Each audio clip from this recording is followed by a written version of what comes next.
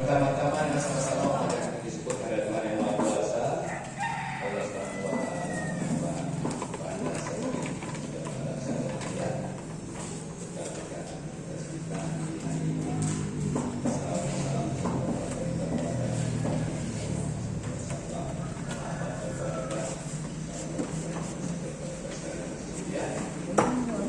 Salam Bapak Ibu sekalian, kami hormati. Pertama, terima kasih kami sampaikan kepada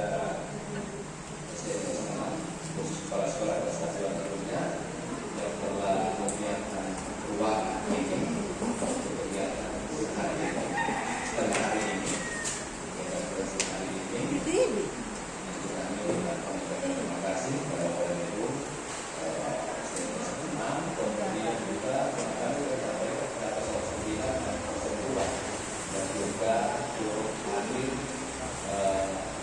menghargai kendala di rumahnya Dewa Bro dan yang seperti itu sekarang tidak ada lagi yang sedang secara fisik di sekolah-sekolah seperti yang saya menjadi sekarang sudah sangat mendukung sehingga mudah-mudahan tidak harus terus dari sekolah-sekolah tapi sudah ada malas itu untuk membuka aplikasi PNS dan itu membuka ada dan PNS. Jadi mungkin itu yang perlu pada hari ini ya maka dari mana dari foto yang disampaikan hari ini. Bapak dan Ibu sekalian, kenapa kita sekolah hanya 3? Kemudian yang lain tidak selalu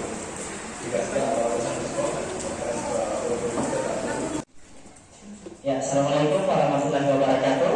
Waalaikumsalam warahmatullahi wabarakatuh. Yang pertama-tama saya ucapkan terima kasih kepada Pak Pengawas yang telah merespon niat saya untuk kegiatan aksi nyata atau sesi berbagi pada modul saya, modul program guru penggerak, yaitu modul 1.4 penerapan budaya positif. Saya juga perlu mengucapkan terima kasih kepada Ibu dan Bapak Kepala Sekolah SDN 9, SDN 6, dan SDN 2 yang telah juga menyediakan tempat, serta ucapan terima kasih kepada Bapak Ibu guru semua yang berkesempatan hadir pada kegiatan hari ini. Baiklah Bapak Ibu, saya langsung masuk pada materi. Ini merupakan diseminasi budaya positif. Di sini saya diharapkan dapat berbagi, dan ini merupakan tugas aksi nyata saya pada modul 1.4, yaitu penerapan budaya positif. Baiklah Bapak Ibu, salah satu pada penerapan budaya positif ya diharapkan yaitu perubahan paradigma belajar. Jadi di sini ada pertanyaan pemantik buat Bapak Ibu guru. Kira-kira apa tugas pokok guru itu? Kalau ada yang bisa menjawab, bisa katakan tugas pokok dari guru. Ya, silahkan. Mengajar. Oke, ada lagi?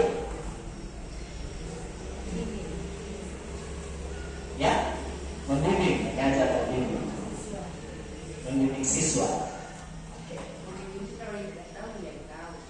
Oke, jadi dari yang tidak tahu menjadi tahu. Oke, jadi masih ada lagi, Bapak Ibu.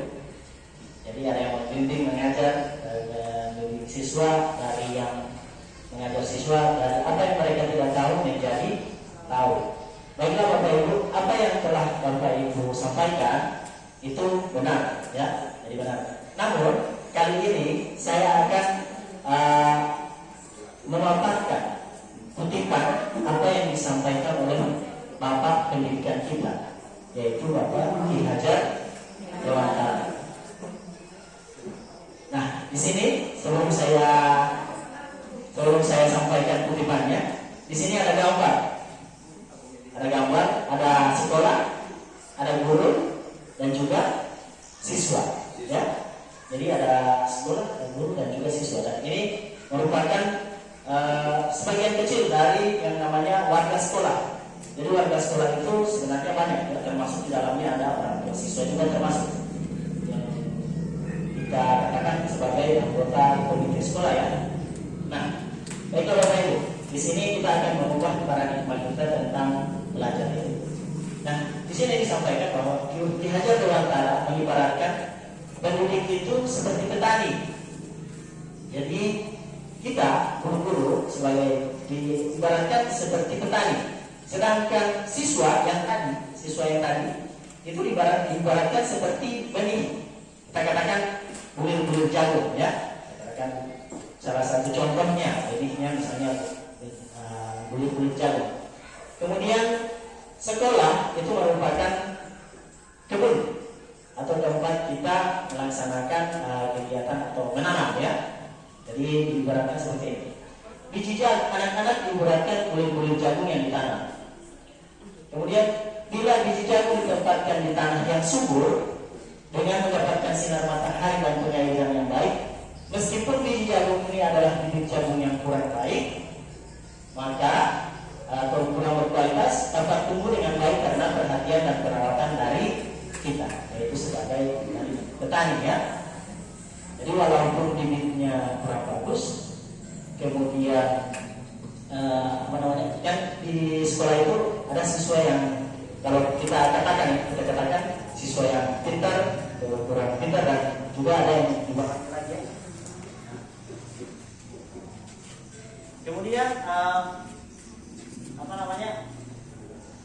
di sini juga dikatakan demikian sebaliknya, meskipun biji jagung itu disemai adalah biji jagung yang berkualitas, namun tumbuh di lahan yang gersang, tidak mendapatkan pengairan dan pencahayaan matahari, maka biji jagung itu mungkin tumbuh dengan tidak optimal. Jadi walaupun kita mendapatkan siswa yang kita katakan cerdas, tapi kita tidak merawatnya atau memberi mereka dengan baik, ya kemungkinan hasilnya juga tidak baik. Jadi ini diibaratkan oleh pendidik Pak Hajar Dewantara, diibaratkan sebagai kita sebagai petani. Dan cara merawat jagung itu di situ kita ibaratkan seperti strategi kita mengajar, media yang kita gunakan untuk mengajar. Itu merupakan cara-cara dari petani untuk merawat bibit jagung itu. Itu kalau di sekolah jadi anak-anak itu merupakan strategi kita untuk mengajar. Jadi kita sudah disampaikan bahwa ini diibaratkan seperti petani yang berbeda. Kemudian Ki Hajar Dewantara, saya tulis ke hari, kalau Bapak Ibu menemukan kata ke hari ini adalah singkatan dari Ki Hajar Dewantara, mengingatkan pendidik bahwa pendidikan anak sejatinya menuntun anak. Jadi dikatakan menuntun. Ada kata menuntun. Jadi kita sebagai pendidik diharapkan dapat menuntun anak mencapai pada kekuatan kodrat, yaitu sesuai kodrat alam dan kodrat zamannya. Jadi ada yang namanya kodrat alam dan kodrat zaman. Kalau kodrat alam itu Bapak Ibu, kodrat alam itu berarti berkaitan dengan lingkungannya, berkaitan dengan sikapnya juga, sosialnya juga termasuk itu lingkungan alam. Kita bisa membandingkan anak-anak yang tinggal di pinggir pantai sama dengan anak-anak yang tinggal di daerah pegunungan. Ya. Cara bicaranya bagaimana? Pasti yang di pinggir pantai cara bicaranya agak keras ya, karena tergantung dengan alamnya, karena mereka terganggu dengan suara ombak. Jadi cara berbicaranya juga pasti sedikit berteriak. Itulah kondisi alamnya. Sedangkan kodrat zaman, Bapak sekarang zaman disampaikan tadi oleh Bapak pengawas, perkembangan semakin cepat. Ya, kita lihat saja dari contohnya seperti HP kita yang kita gunakan. Baru 1 tahun kita beli merek yang baru, tidak lama lagi muncul yang lebih canggih lagi. Dan itu juga berlaku pada perkembangan pendidikan kita. Ya. Kemudian bagaimana kita dapat menuntun anak? Bagaimana kita dapat menuntun anak agar mendapat atau mencapai kekuatannya? Ya. Jadi di sini kita menyiapkan lingkungan yang menyenangkan. Jadi seperti tadi petani menyiapkan lahan yang baik, jadi lingkungan yang menyenangkan, menjaga dan melindungi murid dari hal-hal yang tidak baik. Jadi di sini ada sifat-sifat anak-anak atau masalah sosialnya yang tidak baik, itu kita tekan agar tidak muncul, ya, agar berkurang dan tidak muncul. Yang muncul adalah sifat-sifat yang baik, dan hal itu dikaitkan dengan disiplin positif. Ya, sampai di sini ada pertanyaan Bapak Ibu? Kita lanjut ya. Ya, disiplin positif. Di sini ada juga pertanyaan tematik buat Bapak Ibu. Apa yang Bapak Ibu ketahui tentang arti disiplin?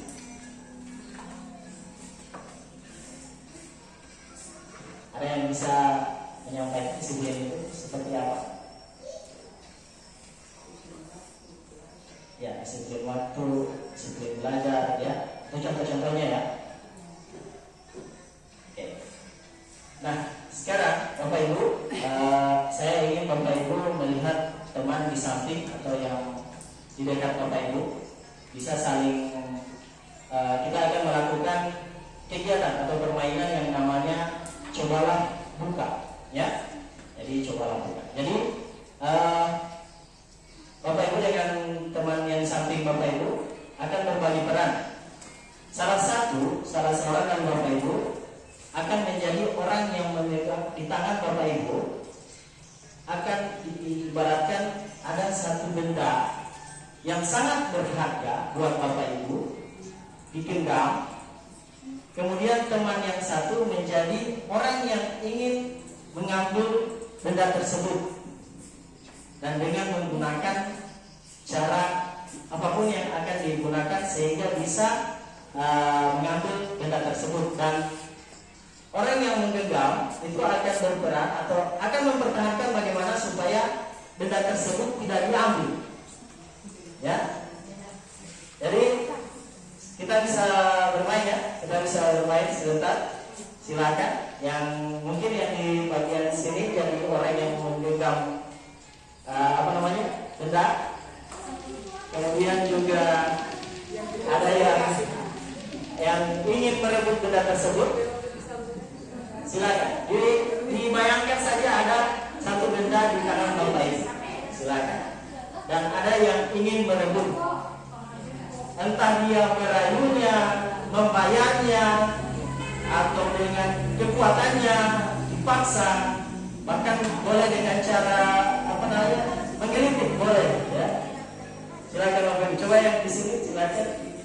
Di kelompoknya Ibu Hesti yang jadi menggenggam benda, kemudian di sebelahnya silakan.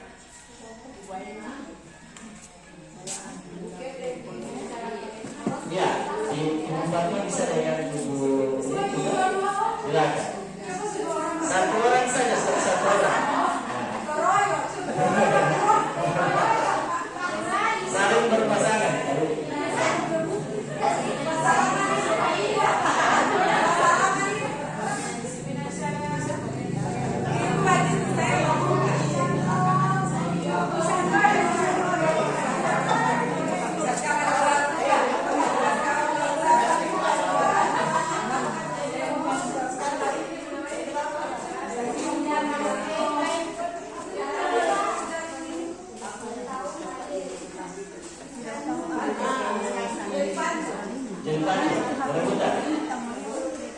Oke, ada yang berhasil merebut?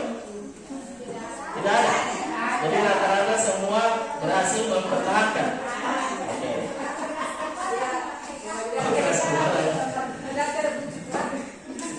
Ya.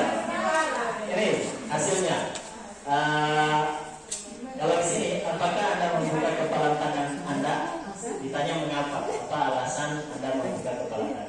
Tadi saya tanya semua berhasil mempertahankan, ya. Di sini yang pertanyaan kedua, berarti ini pertanyaan kedua yang bisa dijawab oleh Bapak Ibu. Apa alasan Bapak Ibu sehingga tetap bertahan bahwa benda itu berada di tangan Bapak Ibu? Coba mungkin Mungkin Ibu Nes bisa kasih alasan. Mungkin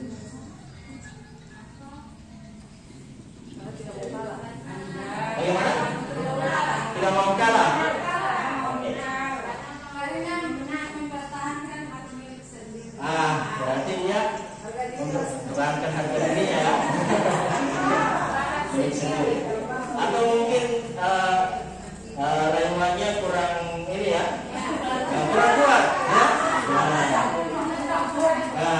Atau misalnya atau bayarannya sedikit ya. Ya. Baiklah. Dan yang ketiga, jadi ini disampaikan bahwa sesungguhnya siapa yang memegang kendali atau kontrol untuk membuka dan menutup kepala tangan. Jadi siapa ya sebenarnya yang mengontrol? Diri sendiri. Ya. Jadi harusnya diri sendiri yang dapat mengontrol tentang apa yang dia lakukan. Ya. Jadi diri sendiri tidak berpengaruh dengan orang lainnya. Jadi dia diri sendiri yang mengontrol. Baik. Oke, di sini ada makna kata disiplin. Disiplin positif merupakan salah satu cara penerapan disiplin yang bertujuan untuk menumbuhkan kesadaran murid untuk melaksanakan kewajiban tanpa paksaan, ancaman atau hukuman. Jadi di sini disiplin positif itu kita mengharapkan apa yang siswa laksanakan itu dilakukan tanpa adanya iming-iming hukuman atau paksaan, ya. Jadi ini tanpa hukuman, tanpa ancaman atau paksaan. Dengan kata lain, seseorang yang memiliki disiplin diri berarti mereka bisa bertanggung jawab terhadap apa yang dilakukannya, karena mereka mendasarkan tindakan mereka pada nilai-nilai kebajikan universal. Apa itu kebajikan universal? Ini ada contoh. Nah, ini Bapak Ibu. Profil pelajar Pancasila. Ini merupakan nilai-nilai kebajikan. Tadi Bapak pengawas bincang-bincang dengan saya bahwa KM lagi ya. Kita akan belajar tentang penerapan KM ya. Jadi ini nilai sebagian dari nilai kebajikan yang ingin dicapai, yaitu profil terwujudnya profil pelajar Pancasila. Jadi dalam proses pembelajaran diharapkan salah satu atau beberapa dari nilai kebajikan ini dapat tercapai. Ya. Pelaksanaan disiplin positif ini dapat melahirkan nilai-nilai kebajikan. Jadi yang tadi kita laksanakan bagaimana kita menumbuhkan bahwa siswa itu bisa mempertahankan atau prinsipnya ada pada dirinya sendiri. Ini juga yang lainnya, nilai kebajikan lainnya hampir sama dengan yang tadi, yaitu yang berkarakter, disiplin, santun, jujur. Ini nilai-nilai kebajikan yang kita harapkan pada peserta didik. Nah, dalam mewujudkan, dalam rangka menciptakan lingkungan yang positif, maka setiap warga sekolah dan pemangku kepentingan perlu saling mendukung. Nah, ini ada kata perlu saling mendukung. Jadi di sekolah, jadi ada saling mendukung, menghayati dan menerapkan nilai kebajikan yang telah disepakati bersama. Jadi di sekolah itu kalau semua warga sekolah saling mendukung, maka lingkungan positif akan tercipta. Jadi kita guru yang mendukung kepala sekolah juga didukung penuh oleh masyarakat, orang tua, dan juga siswa, maka lingkungan belajar positif akan tercipta. Untuk dapat menerapkan tujuan nilai tersebut, maka seorang pemimpin pembelajaran perlu berjiwa kepemimpinan sehingga dapat mengembangkan sekolah dengan baik dan terwujud suatu budaya sekolah yang positif sesuai dengan standar kompetensi pengelolaan yang ditetapkan. Jadi di sekolah pasti ada yang namanya visi misi yang ingin dicapai. Bagaimana kita bisa mencapai visi misi tersebut? harus ada kerjasama yang baik antara seluruh warga sekolah, bahkan mengambil kebijakan termasuk pengawas juga termasuk di dalamnya. Oke, baiklah. Nah, salah satu budaya positif yaitu menerapkan budaya positif yaitu keyakinan kelas. Jadi di sini ada yang namanya keyakinan kelas. Ya, pertanyaannya, mungkin Bapak Ibu pernah dengar dengan yang namanya keyakinan kelas? Pernah dengar atau pernah tahu? Ya, keyakinan kelas. Belum tahu? Oke. Nah, di sini ada pertanyaan. Mengapa keyakinan kelas? Mengapa tidak peraturan kelas saja? Jadi seolah-olah keyakinan atau keyakinan dan peraturan ini hampir sama, ya. Hanya mungkin sumbernya yang berbeda, ya. Jadi di sini ada pertanyaan, mengapa keyakinan kelas? Mengapa tidak peraturan kelas? Mungkin di kelas Bapak Ibu ada peraturannya, ya. Siswa tidak boleh datang terlambat, tidak boleh makan saat pembelajaran, ya, atau siswa harus atau murid-murid harus menyelesaikan tugasnya, pulang tepat waktu, datang tepat waktu. Itu peraturan, ya, itu peraturan. Nah, kalau saya katakan peraturan itu berarti itu yang membuat itu siapa? Guru, ya, guru. Oke, betul, guru yang membuat itu. Nah, di keyakinan kelas, kenapa kita mengambil keyakinan kelas? Di keyakinan kelas itu munculnya dari siswa. Jadi itu munculnya dari siswa. Kalau peraturan munculnya dari guru, maka keyakinan kelas itu dibuat bersama-sama dengan siswa, dengan murid. Saya kasih contoh, ya. Peraturan. Kita pernah di sini ada pertanyaan. Mengapa kita memiliki peraturan tentang penggunaan helm pada saat mengendarai kendaraan roda 2 atau motor? Kenapa kita diharuskan pakai helm? Untuk keselamatan. Jadi kita yakin, ya, bahwa itu untuk keselamatan. Padahal itu merupakan peraturan sudah merupakan peraturan yang dikeluarkan oleh bahkan pemerintah atau kepolisian, ya, yang punya kewenangan di bidang tersebut. Jadi kita diharapkan menggunakan helm supaya kita yakin bahwa ini mengurangi dampak dari kecelakaan. Jadi berkaitan dengan keyakinan keselamatan. Di sini juga ada pertanyaan, mengapa kita memiliki peraturan tentang penggunaan masker dan mencuci tangan setiap saat? Untuk keyakinan kita bahwa itu adalah kesehatan, ya. Nah, jadi itu ditumbuhkan keyakinan dalam diri bahwa peraturan itu diyakinkan kepada siswa itu ada manfaatnya, dan itu kita harapkan muncul dari siswa itu sendiri. Nah, di sini ada prosedur pembentukan keyakinan kelas. Yang pertama, mempersilahkan warga sekolah atau murid-murid untuk bercurah pendapat tentang peraturan yang perlu disepakati di sekolah atau di kelas. Jadi mereka kita minta menuliskan apa yang kalian inginkan supaya kelas kita, proses pembelajaran kita berjalan dengan baik. Jadi mereka menuliskan sendiri. Biasanya anak-anak itu menggunakan kata-katanya sendiri, ya. Saya sudah coba, dan mereka menuliskan ada salah satu misalnya tidak boleh datang terlambat. Jadi itu muncul dari siswa tersebut. Kemudian mencatat semua masukan-masukan. Jadi apa yang mereka inginkan, apa yang mereka harapkan tentang kelas tersebut itu ditulis. Susunlah keyakinan kelas sesuai prosedur pembentukan keyakinan kelas. Dari gantilah kalimat-kalimat yang berbentuk negatif menjadi positif. Contoh, jangan berlari kembali di kelas atau koridor.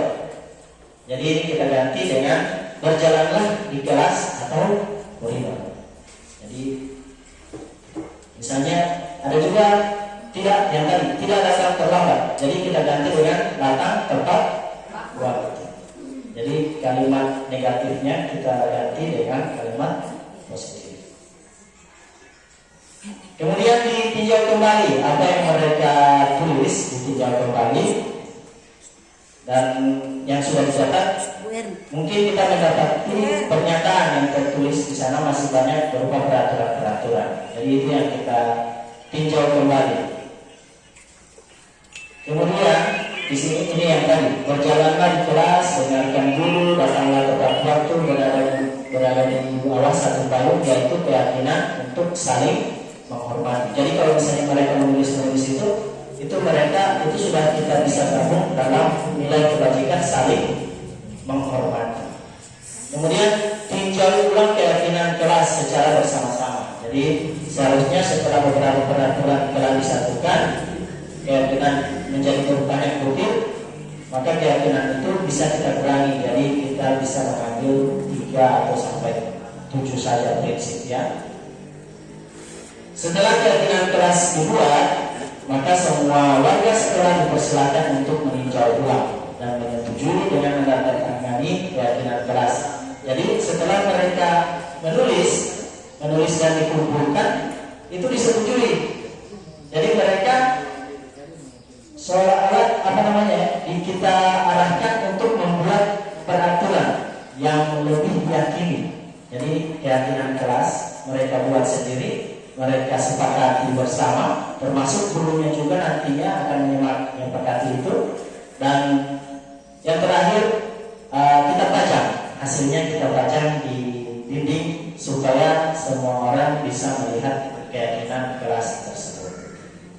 Baiklah Bapak Ibu, kita akan mencoba membuat keyakinan kelas yang sudah saya paparkan tadi ya. Jadi kita praktekkan.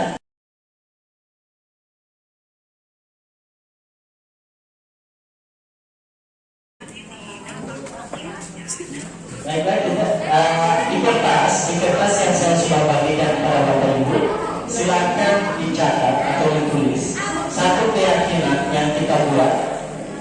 Seolah-olah kita sebagai Bapak Ibu, sebagai siswa mengharapkan bahwa kelas kita itu menjadi kelas yang nyaman, tenang, dan tertib untuk kita laksanakan proses pembelajaran, tidak terganggu misalnya.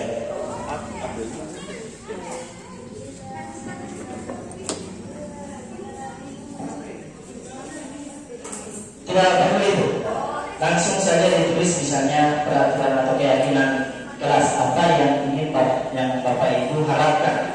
Ya boleh. Kalau sudah silakan Bapak Ibu tempelkan di sini. Jadi inilah simulasi ya, simulasi bagaimana kita membuat keyakinan kelas. Langsung ditempel.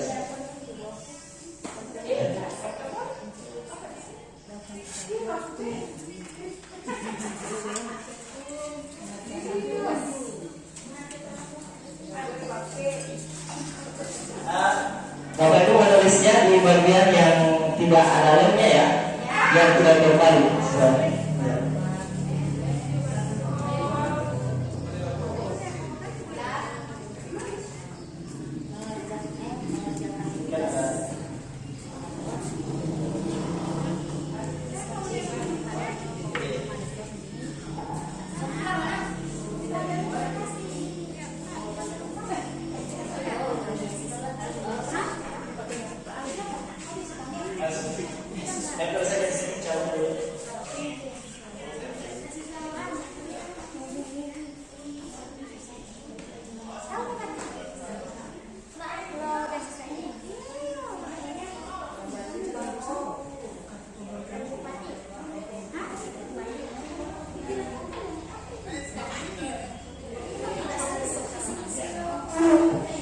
Ditempel saja yang sudah.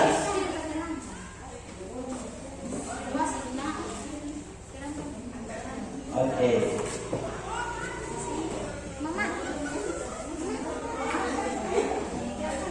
Langsung ditempel saja.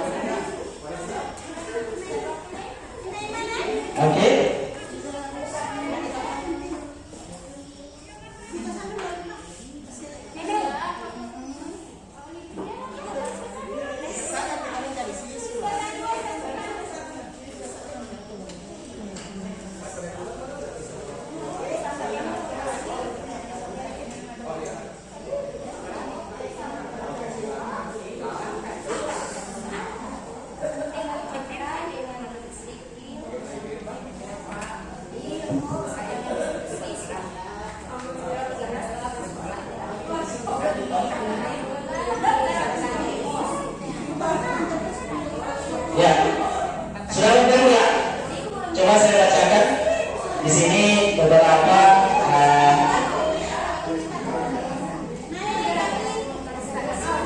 ada yang belum?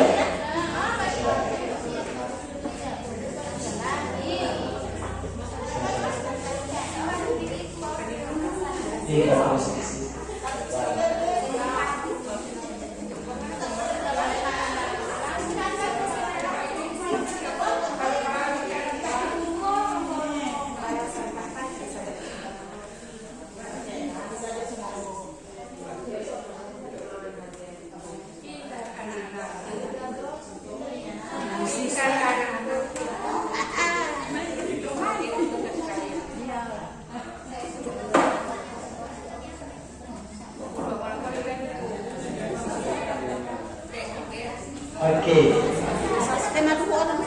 Sudah betul ya?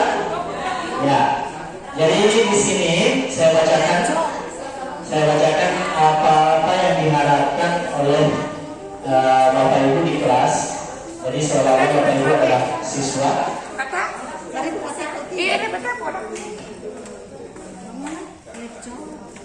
Nah, di sini ada yang menuliskan mengerjakan tugas tepat waktu.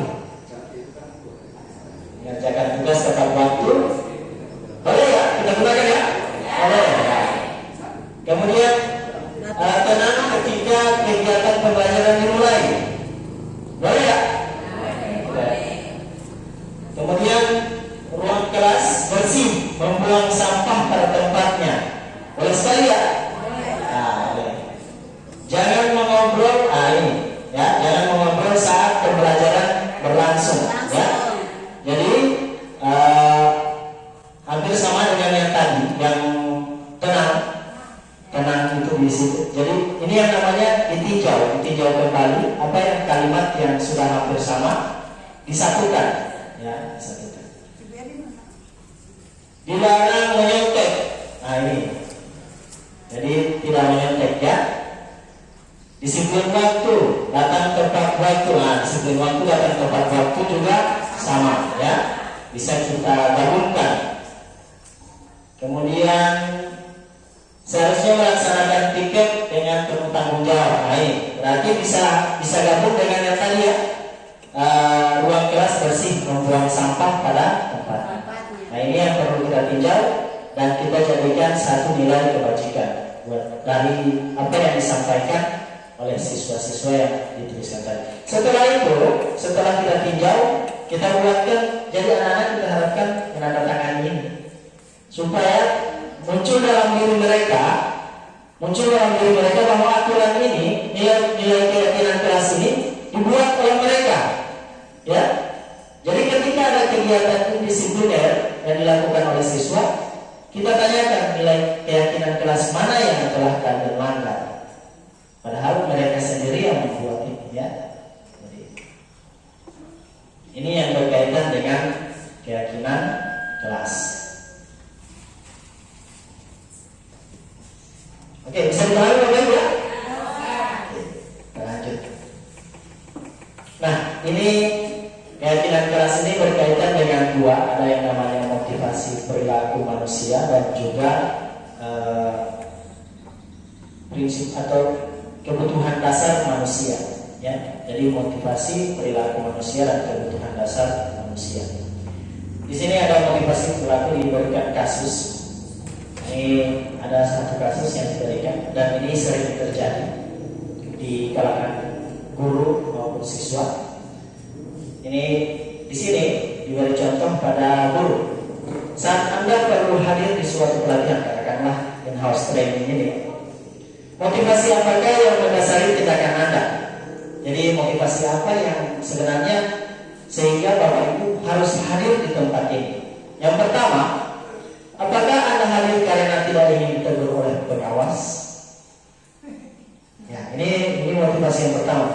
Takut dapat teguran dari pengawas, kemudian juga mendapatkan surat teguran. Nah, ini motivasinya adalah menghindari ketidaknyamanan atau menghindari hukuman.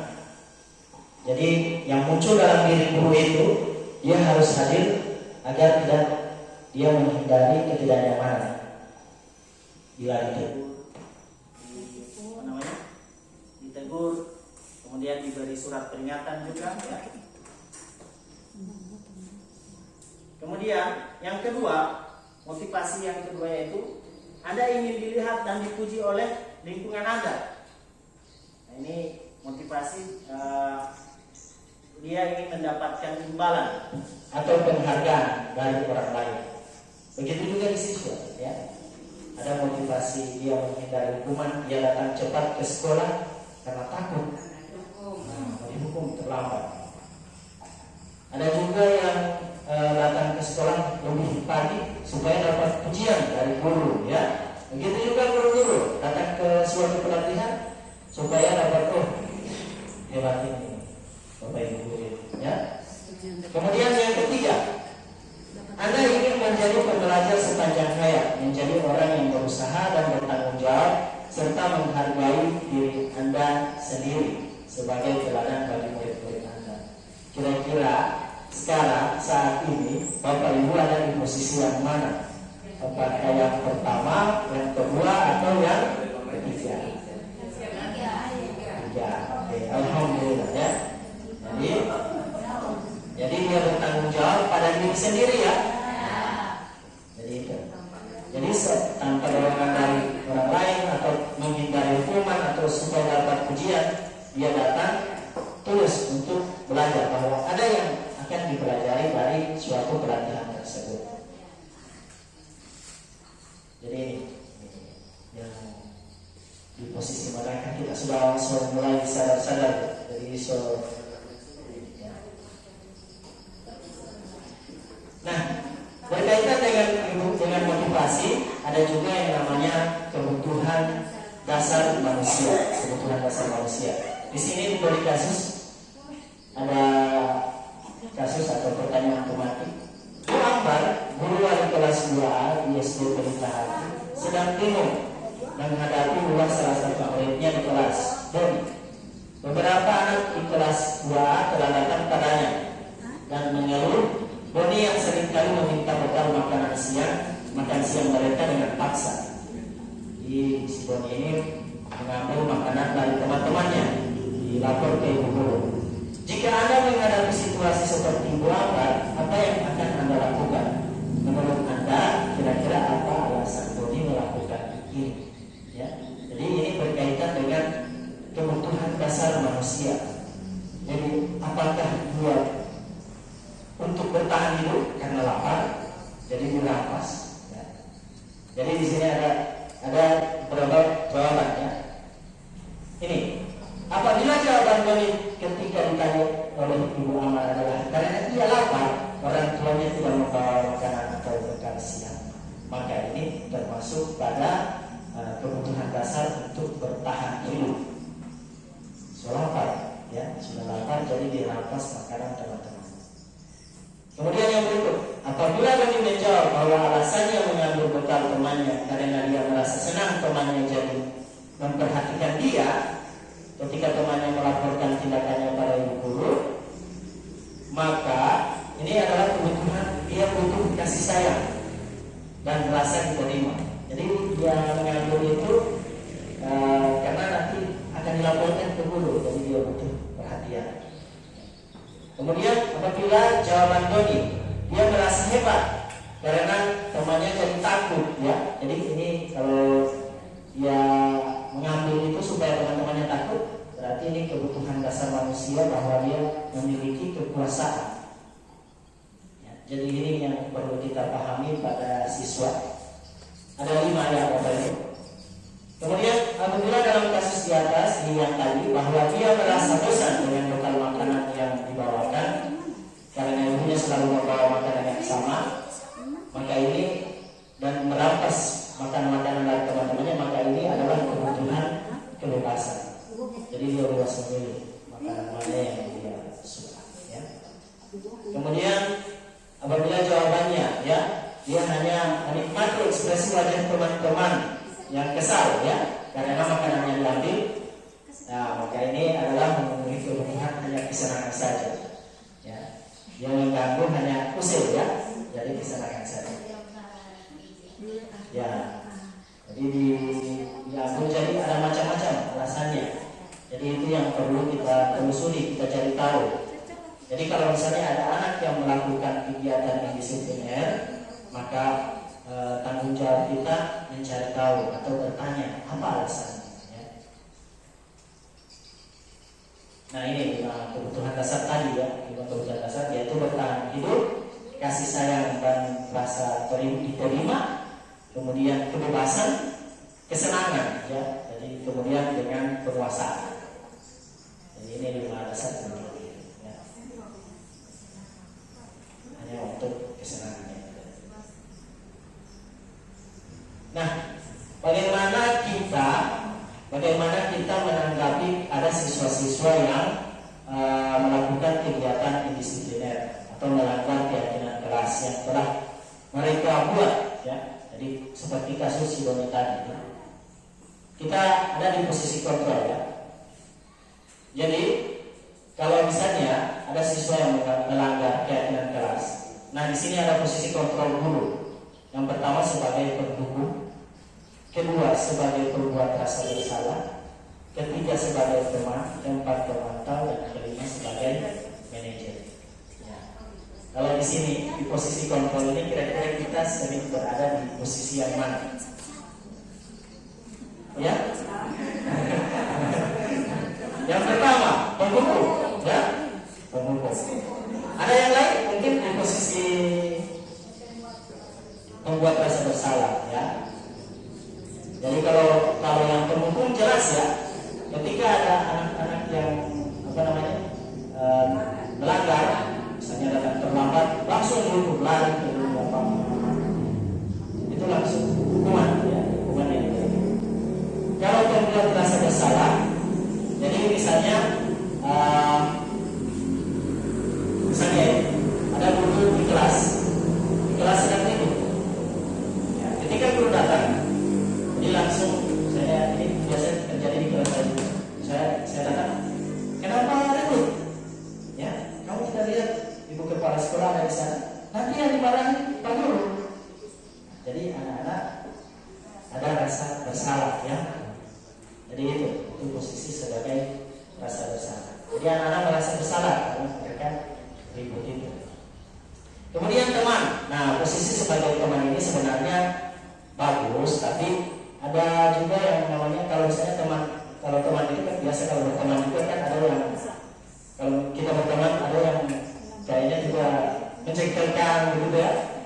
Kita saja yang berteman pasti ada yang menjengkelkan gitu. Apalagi kalau kita sudah memposisikan diri pada pada anak-anak sebagai teman. Jadi kalau misalnya kalau sudah dianggap teman, ketika ada yang melanggar keyakinan itu biasanya tindakannya akan melompat, ya. Jadi tindakannya itu jadi begini misalnya, ayolah kerjakan itu ini nanti Pak Guru bantu gitu. Ini kan jadi teman, ya. Jadi seolah-olah anak sudah mengharapkan penuh pada guru. Kalau yang sebagai pemantau ini dia berdasarkan data, ya. Jadi dilihat pemantau itu misalnya ada anak yang melanggar, langsung ditanya dengan nada yang keras, jadi tegas, kamu sudah melanggar ya, jadi besok nilai kamu Pak Guru kurangi, ya, atau dikurangi bintangnya. Ini sebagai pemantau, ya.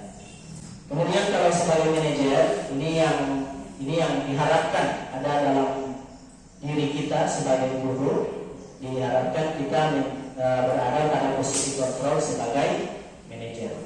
Kalau manajer itu dia segala tindakannya itu dilakukan secara teratur. Jadi di sini kalau di budaya positif ini, posisi manajer itu salah satu cara yang dilakukan yaitu penerapan segitiga restitusi. Jadi ada penerapan segitiga restitusi. Jadi ada penerapan segitiga restitusi, ya.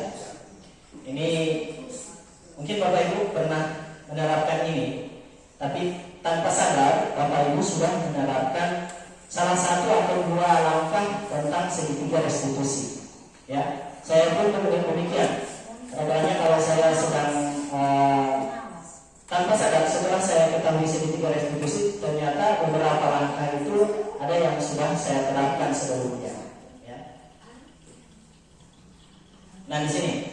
restitusi. Restitusi adalah proses menciptakan kondisi bagi murid untuk memperbaiki kesalahan mereka, ya, sehingga mereka bisa kembali pada kelompok mereka dengan karakter yang lebih kuat. Restitusi juga proses kolaboratif yang mengajarkan murid untuk mencari solusi untuk masalah mereka dan membantu murid berpikir tentang orang seperti apa yang mereka ingin menjadi atau tujuan mulia mereka, dan bagaimana mereka harus memperlakukan orang lain.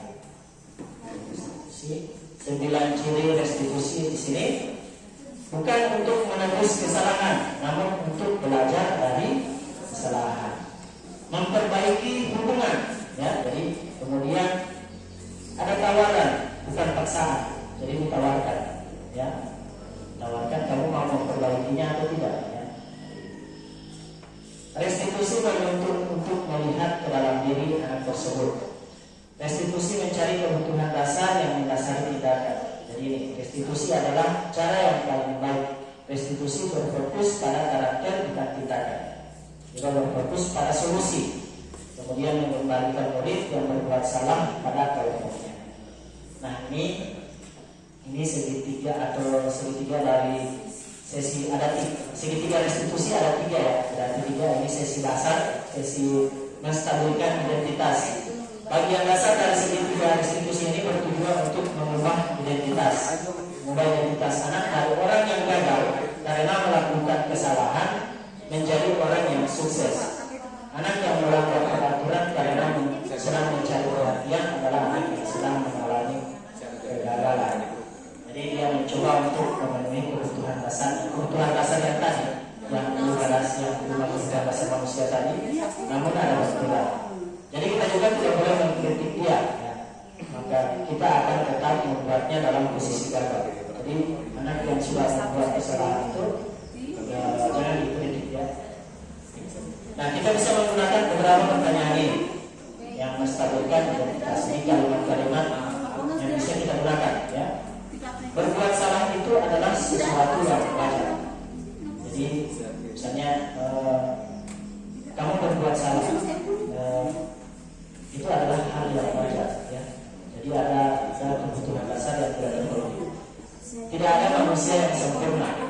Kemudian saya juga bahkan Pak Guru atau guru pernah melakukan kesalahan seperti itu. Nah, kita bisa menyelesaikan ini pertanyaan-pertanyaannya. Bapak Ibu tidak tertarik, tidak mencari tahu siapa yang bertanggung jawab. Kamu berhak merasa begitu. Apakah kamu sedang menjadi teman yang baik buat dirimu sendiri? Ini untuk sesi yang 1, menstabilkan identitas. Sesi 2, memvalidasi tindakan. Jadi segitiga ini yang kedua, memvalidasi tindakan. Tindakan yang dilakukan dengan suatu tujuan, yaitu memenuhi kebutuhan dasar. Jadi kita memenuhi kebutuhan dasar yang tadi, yang tadi. Kalau kita memahami kebutuhan dasar apa yang menjadi sebuah tindakan, kita akan bisa memenuhi cara-cara paling efektif untuk memenuhi kebutuhan tersebut. Nah, ini kalimat-kalimat pertanyaan, kalimat-kalimat yang bisa kita gunakan. Jadi misalnya ada siswa melanggar, kita bisa gunakan untuk memvalidasi tindakan setelah pertanyaan tadi. Kamu bisa melakukan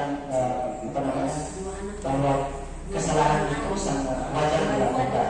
Padahal kamu bisa melakukan hal yang lebih parah dari itu. Misalnya ada siswa yang berkelahi, bisa jadi dia lebih parah dalam berkelahi dengan temannya yang satu, ya. Kemudian tanyakan, mereka punya alasan. Pasti mereka punya alasan ketika mereka melakukan tindakan disiplin tersebut. Kemudian kamu boleh mempertahankan itu, namun ada hal baru yang perlu kamu pelajari.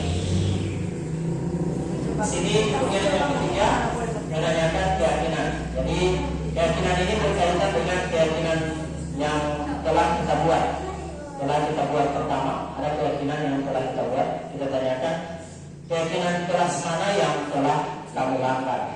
Jadi biasanya kalau kita tanya seperti itu, mereka akan menjawab sesuai keyakinan yang mereka sudah tulis, ya.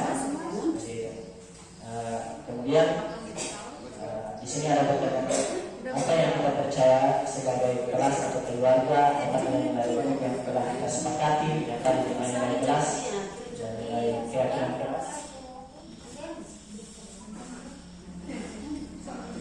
Kemudian hal yang perlu diperhatikan ya, perilaku yang salah perlu dikaitkan dengan nilai-nilai keyakinan yang tadi yang sudah dibuat. Jadi kalau ada tindakan indisipliner itu kita harus kaitkan dengan keyakinan yang sudah kita buat bersama siswa. Kemudian ada kesediaan dan usaha murid untuk mau memperbaiki kesalahan. Kemudian ada pemecahan sebisa mungkin, pemecahan masalah yang relevan. Dan tanyakan kapan mereka akan merubah identitas gagal tersebut menjadi identitas yang sukses. Ya, ini guru bergerak Indonesia. Jadi Bapak Ibu sampai di sini untuk penyampaian materi saya tentang penerapan nilai positif. Mungkin ada yang ingin bertanya atau bertanya tentang materi yang sudah disampaikan yang berkaitan dengan apakah itu paradigma belajar atau posisi kontrol, 5 kebutuhan dasar manusia, atau keyakinan kelas, atau juga pada segitiga restitusi. Mungkin ada yang bertanya, saya persilakan.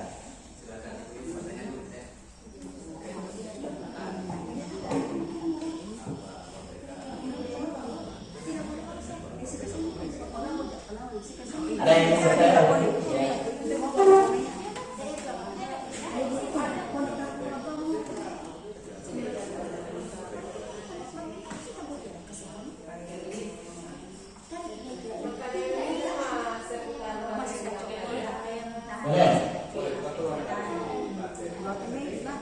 Ada contohnya, silakan, atau pengalaman silakan disampaikan.